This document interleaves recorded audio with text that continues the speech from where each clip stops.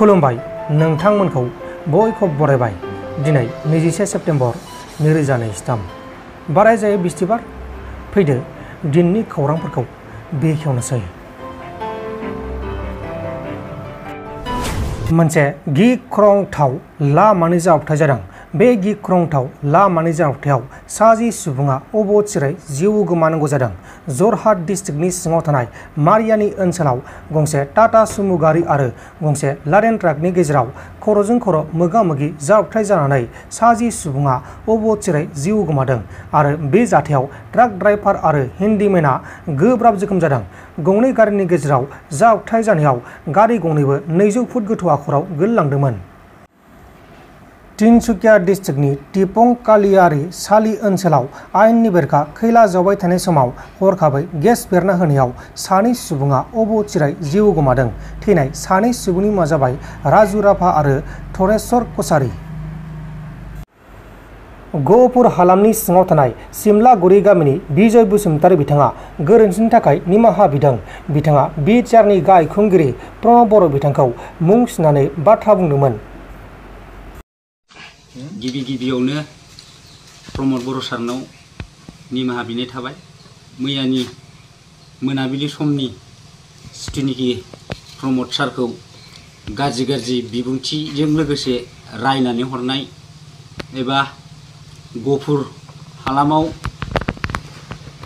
फैबा गोदोना मानदोंबा फै होनलायनाय खोथा आरो गाज्रि उच्चारण बाहायनायनि खोथाफोरखौ जाहाथे आं बुंनो सानाखैमोनबाबो बुंफ्रांगारबाय। बेवहाय आंखौ निमाहा होगोन होननानै आं आसा खालामनाय थाबाय सारनिसिम रोजा आरो आं बेबायदि बुंनो सानाखैमोन। आं मा मेलेमै बुंफ्रांखो आं हमदांनोनो हायाखै। आं उनावसो गोसोखांफिननानैनो सारखौ बिदि बुंनाया जोबोद गोरोन्थि जादों साननानै आंनि निजिनो उनाव सानफिननाय जादों आरो बेखायनो दिनै बे चेनेलनि गेजेरजोंनो दिनै बे बिबुंथिखौ सारनिसिम निमाहा बिनानै बेखेवथि हरफिननाय जाबाय। आसा खालामो सारा आंखौ निमाहा होबाय होननानै आरो आं दिनैनिफ्राय बेबायदि गोरोन्थिखौ मावला आरो आं खुनु दिन बेबायदि बिबुंथिबो होफेरनो मोनाखैमोन आरो होफेराखैमोन आरो होनायबो नंला आरो आं मोनसेबो जेबो संगठननि मानसि नङा। आं सासे गामियारि आबादारि मावनानै जाग्रा।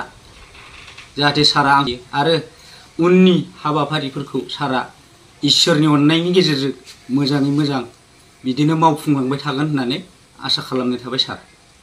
आरो माखासे खामानि मावनो थानाय खामानिखौबो आं माने बे बिटिआरआव हाबिनि थाखायनो आं रागा जोंफ्लांनाय जादोंमोन नालाय सार, बेनि थाखायनो आं रायफ्लांनाय जादों। बेवहाय जाहाथे सारा बे थालांनाय खामानिफोरखौ लासैनो फैबाय थानाय बोसोरफोराव समफोराव जाहाथे मोजाङै मोजां मावफुंजोबगोन होननानै आसा खालामनाय थाबाय।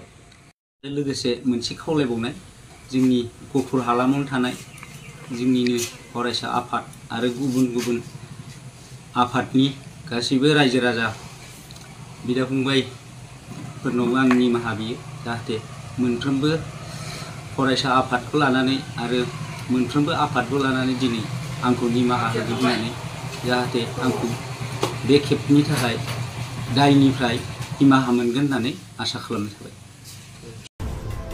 नोंथांमोन दिननि खौरांफोरा बेखिनिल'मोन। बेखिनिसिम नायनायनि थाखाय नोंथांमोननिसिम रोजा साबायखर। गोजोन्थों। एसेनोसै। जय बर' हारिनि।